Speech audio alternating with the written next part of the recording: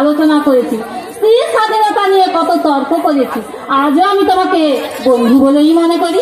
ধন্যবাদ। গতকাল বিকালে তুমি ভয়ে ডাকি না, পাছে তুমি রাগ করো। সত্যি বলছি, তোমার দিব্যি। আমি ডাকতে যাচ্ছিলাম, শাশুড়ি মা বললেন, ওরে বাছা কি করছো? উনি জেলার শাসন কর্তা। ভাবতে সত্যি অবাক লাগে। আমি সেই আরতি বললি, চোখের জল না ঝরিয়ে ভাত খেতাম না। কটু কথায় স্বামী তো ছুঁইতে আমার বুকটা কেঁপে কেঁপে উঠতো। ভাবতাম আমারও যদি এই অবস্থা হয়, বিয়ে পাস করলাম বেচার মাসকে। আমার একমাত্র সান্ত্বনা ছিলেন ওই ভাসুর ঠাকুর। তিনি বলতেন, একদিন তুমি বংশের মুখ উজ্জ্বল করবে বৌমা। তার জন্য বর্দি অনেক কথা শুনেছেন ওই ভাসুর ঠাকুরকে। না মানে আচ্ছা আচ্ছা, আপনার কথা আমি দাদার কাছে শুনেছি। রমেন ভালো আছে? শারীরিক ভালোই আছে, তবে মানসিক স্বাভাবিক। ইয়ং ছেলে। হেনা কি বলেছে, যাবে না? হ্যাঁ, ভুল করছে হেনা। লেখাপড়া শিখতো, কোনো অসুবিধাই ছিল না। তবে এই বয়সে বিবাহিত মেয়ে বাপের বাড়িতে পড়ে থাকবে, এইটা কিন্তু আমি সমর্থন করতে পারছি না। তুমি তোমার নিজের চরকায় তেল দাও আরতি। আমার মেয়ে থাকবে, তোমাকে নাক গলাতে হবে না। কোথায় বলে না উকিল হওয়া ছিঁড়ে যাক, হাতি বলে দিনে দেখো বাদি, আপনার ভাষার ট্যাগনেটটা একটু বদলাও। জ্ঞান দিস না, অন্য চলে যাও। কাল দেখে ধান খেতে ধান করে দে, আর ধান দেখে বলছে ওগুলো দিয়ে কি হয়? চালটা মতো অঙ্গ চলে যাও। একটা কি বলে তোমার মুখে? আমার মতো ইতরের সঙ্গে কথা বলা আমার কমিটিনি। তবে একটা কথা বলে যাচ্ছি, তোমার মৃত্যু তোমার তুমি নিজেই করছো। জানো নইলে একদম কঠিন মূল্য দিতে হবে। সেদিন চোখের জলে পাগল বলিয়ে দিলেও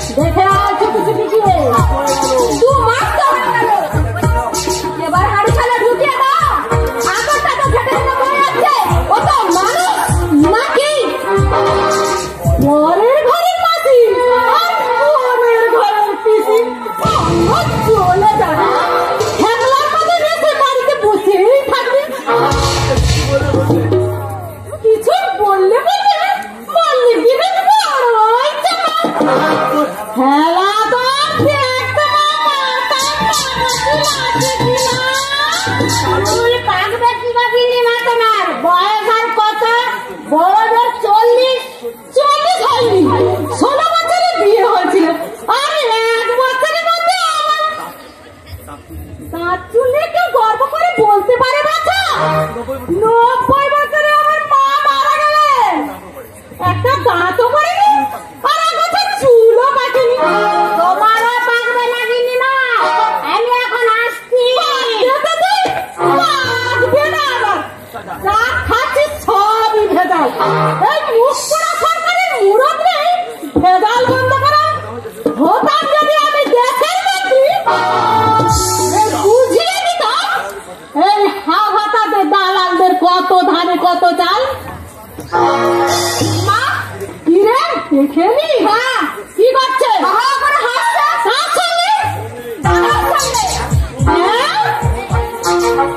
আমার বাড়ি এসেছে?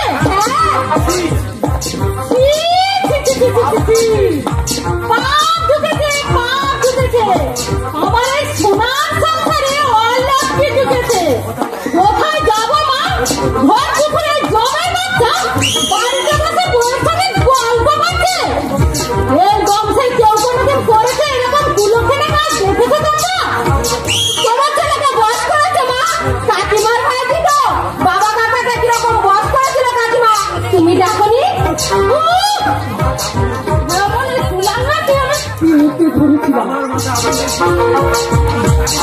আমার মাথায় এখন আগুন জ্বলছে। যে ছেলে মা ছাড়া কিচ্ছু জানতো না, বাড়িতে এসে বলবে খেতে দাও মা, এখন মায়ের নামে ধরে না। দিনে একবার জিজ্ঞাসা করে না, মা তুই কেমন আছো? তুমিও যেমন। ছেলে তোমার মনের মানুষ পেয়েছে যে, বিরাট করে দূরে থাক। 2 পয়সা বাদাম এনে দিয়েছিল কোনোদিন বন্ধের হাতে, চাইলেই বলতো বাবাকে বল আমি কি রোজগার করি। আর এখন বইয়ের জন্য পয়সা কোথায় পাইছি?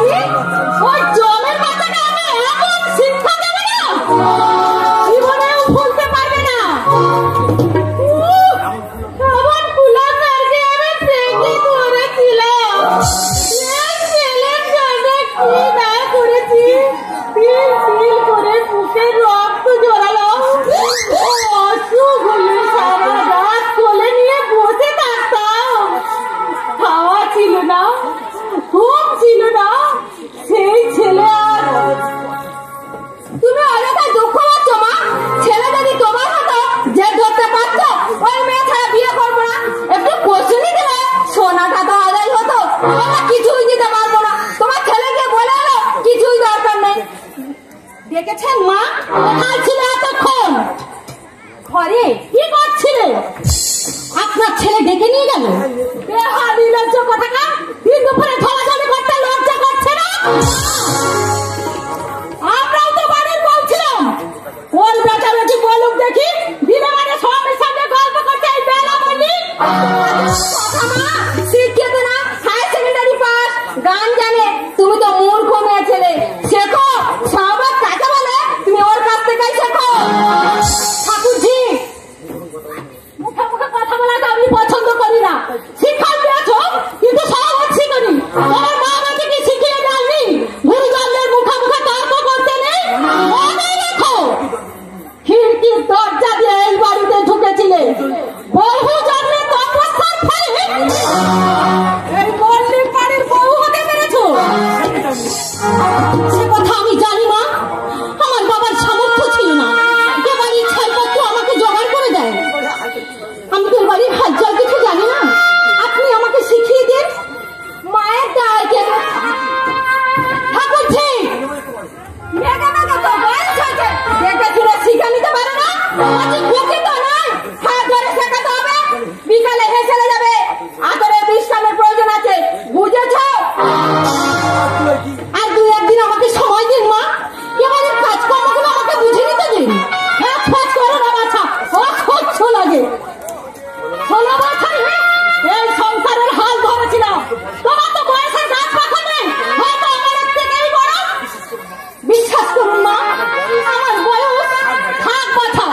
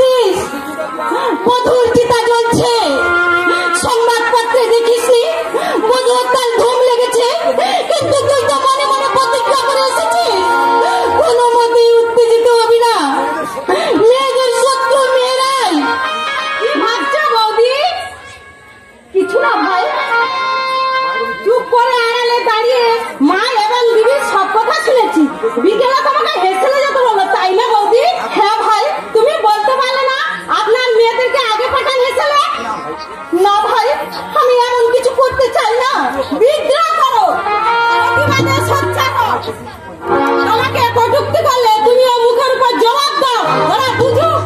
কারো দয়া তুমি আমার কাছে নি, নিজের যোগ্যতা দিয়ে এসেছো। আর কেউ তোমাকে সমর্থন না করুন, আমি তোমার পাশে দাঁড়াবো। আমি কোনোদিন স্বপ্নে ভাবিনি ঠাকুরজি এত দুঃখ আমার এই অদৃষ্টে ছিল।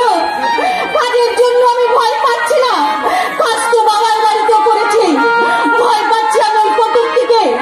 তোমরা তো জানো আমার বাবা গরিব, যৌতুক দিতে পারবে না। তুমি বলো ঠাকুরজি, বৌদি মেয়ের সামনে যদি তার বাবা মাকে অপমান করে, মেয়ে কি পারে সহ্য করতে? পারে না ঠাকুরজি, পারে না। বৌদি তোমার চোখের জলের দামনা দেবে না সে কথা আমি জানি ভাই, তবু এই অবুঝ চোখ দুটো জলে পড়ে যায়। জানি না আগের জন্মে কি পাপ করেছিলাম, তার শাস্তি পাচ্ছি এ জন্মে। মা তো একদিন এবারের বউ ছিলেন, গরিবের মেয়ে ছিলেন, তাহলে কেন তিনি বুঝবেন না আমার মনের ব্যথা? কেন আমার মা বাবাকে নিন্দা করবে? বৌদি তুই আমার সঙ্গে একটিবার যোগাযোগ করলিস না দিদি? আমি তো এই বাড়ির বউ। তুই তো চিঠি দিয়ে সবকিছু জানিয়েছিলিস। ছেলেটা ভালো, উচ্চ শিক্ষিত না হলেও শান্ত ভদ্র নম্র। কি আশ্চর্য, ছেলেটা ভালো। আজও আমি বলছি ছেলে হিসাবে ও সত্যি ভালো। ওই বিশেষ ঝাড় হচ্ছে ওই মাটা আমাকে উঠতে আর বসতে জানিয়েছে। মেয়েরা আমার ঠাকুর সহায়ছেন, তাই ওই নরক থেকে আমি উদ্ধার দিয়েছি। দুবার আনতে গেছি, আসতে দেয়নি। বলেছে কি বলেছে? বলেছে এখন যাবে না, সবাই হলে পাঠাবো। তুই আমার ভাসুর ঠাকুরকে চিঠি লিখে দে। মানুষটা ভালো, হয়তো অন্তর দিয়ে ব্যাপারটা বুঝবার চেষ্টা করবে। আর যদি তারা আইনের আশ্রয় নিতে চাস, না আরতি না, আড়াই মাস কোনো বিয়ে হয়েছে, এখন চরমপথে আমি যেতে চাইনি। আর কিছুদিন চেষ্টা করে দেখুন, যদি টিকতে না পারে তখন অন্য কথা ব্যবস্থা করতে হবে রে। তাহলে দেখ আমার ততটা আগ্রহ ছিল না। আমি তো তোর বিয়ের পর তোর মুখে কিছু কিছু কথা শুনেছি, তবে আমার নিজে এসে যখন বললে আমার কোনো দাবি নেই, তখন তোর ভগ্নিপতি রাজি হয়ে গেল। আমি আর অবাক করিনি, ভেবেছি তুইও যা, তোর সঙ্গে বনিবনা না হতে পারে, কিন্তু ছেলের বউকে কি খারাপ চোখে দেখবে শাশুড়ি? কখন এলে ছোট মাসিমা? এই তো একটু আগে। ভালো আছো তুমি? হ্যাঁ। বিয়ের কি হলো তোমার? মায়ের ইচ্ছা নেই? কেন কেন কেন? আবার চোখের সামনে দেখছো না আমার চোখের জল ফেলতে? তাই বলে চোরের উপর রাগ করে মাটিতে ভাত খেতে হবে? তোমার যে নন্দিনীর মতন কষ্ট পেতে হবে তার কোনো মানে নেই। বিয়ের আগে নন্দিনী আর আমি যখন না পর কথার বিরুদ্ধে অনেক আলোচনা করতাম। আচরণ করে, কিন্তু এখন ভাবছি মেয়েরাই তো তাদের প্রধান শত্রু। আমি তোমার সঙ্গে সম্পূর্ণ একমত সন্ধ্যা। বেশিরভাগ ক্ষেত্রে মেয়েরাই ইন্ধন যোগায়। শাশুড়ি যদি তার পুত্রবধূকে নিজের মেয়ের মতো স্নেহ যত্ন করতেন, তার সহস্র ত্রুটি শুধরে দেন যেগুলো নিজের মেয়ের বেলায় করেন না, তাহলে আমার ধারণা বধূ নির্যাতন বন্ধ করবার জন্য আইন করতে হবে না, আপনার থেকে এই পাশবিক কথা দিয়ে উঠতে হবে। চিঠিপত্র কিছু পেলি নন্দিনী? ওর আগে লোক একটা সুবিধা নয়, সেটা আমি আগে দেখেই বুঝতে পেরেছি। তখন কিছু বলিনি, পাছে তোরা ভাবিস আমি তোদের ভেঙচি দিচ্ছি। ওই শাশুড়ি হারামজাদিকে আমার একটুও ভালো লাগেনি। একদিন দেখে কি মানুষ চেনা যায় না? এক মিনিট দেখে আমি বুঝতে পারি তুমি মানুষটা কেমন। ওই শাশুড়ি পড়তো আমার হাতে, বুঝিয়ে দিতাম কমাসে বছর। না বললে নয়, তাই বলছি নন্দিনীর অফিসে অনেক দুর্ভোগ আছে। একটা চিঠি পর্যন্ত দেয় না। দেবে কি বাছা, দজ্জাল শাশুড়ি পাল্লায় পড়েছে যে। না বললে নয়, তাই বলছি। আমার ইচ্ছে হয় এক গাছা মুড়ো ঝেঁটা নিয়ে আগা পাশে সোজা করে দিয়েছি। অমন সোনার পিদিনে একবারে কালি বন্দি হয়ে গেছে। আমি গিয়েছিলে নাকি মাসে? আমার দায় কেটেছে আমার ছোট লোকের বাড়িতে যেতে। আমার বড় ভাইপো হারু গিয়েছিল হলুদগঞ্জে খেলতে, ফুটবল খেলা 3 গোলে হেরে এসেছে।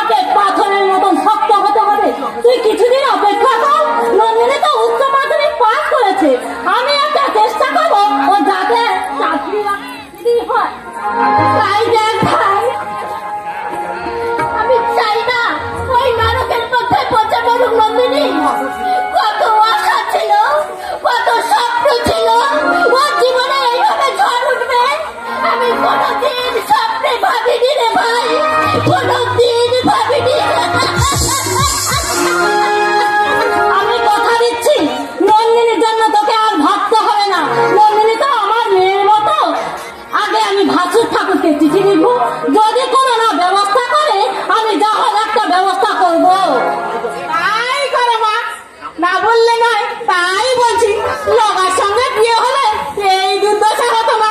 গরিবের কথা তখন তো শুনলি না, এখন চোখে জল ফেলে কোনো লাভ হবে না। দেখো দিদিমা, এসব কথা যেন নন্দিনীর শ্বশুর বাড়িতেও জানতে না পারে। কি কথা? এই যে ছোট মাসি বললেন চাকরির ব্যবস্থা করে দেবে। আমার পেটে বোমা মারলো, আমি কাউকে বলবো না। শুনলাম, হজম করে ফেললাম, না বললে নয়, তাই বলছি। আজ পর্যন্ত কোনো পেটাপেটি বলতে পারবে জগদম্বা এর কথা ওর কাছে বলেছে? ওরা শুনে মেয়েটার উপর আরো নির্যাতন বাদ করে, ওই জন্যই সাবধান করে দাও। বলো না, সে কি আর আমি জানতাম না? আজকাল তো ঘরে ঘরেই কেচ্ছা, মরে না কত থাকি না, পড়তো আমার হাতে ঝেঁটিয়ে দিয়ে ছেড়ে দিতাম। না বললে না, তাই বলছি। তোমরা নিশ্চিন্তে থাকো মা, কাক পক্ষীও টের পাবে না।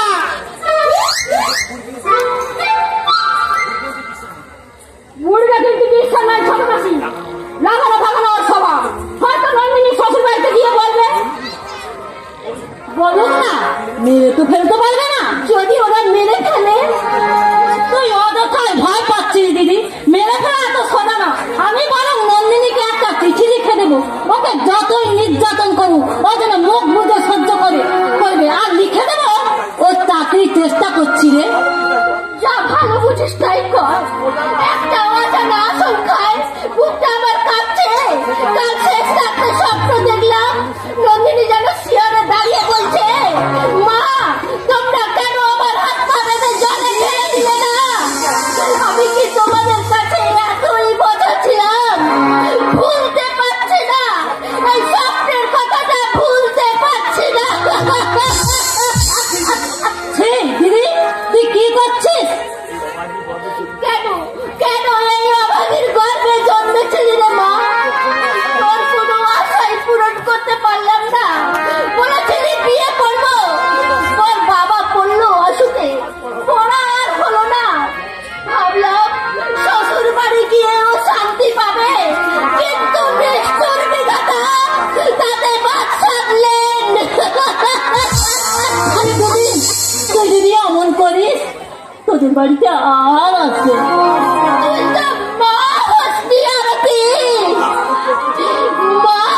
বড় জ্বালা রে।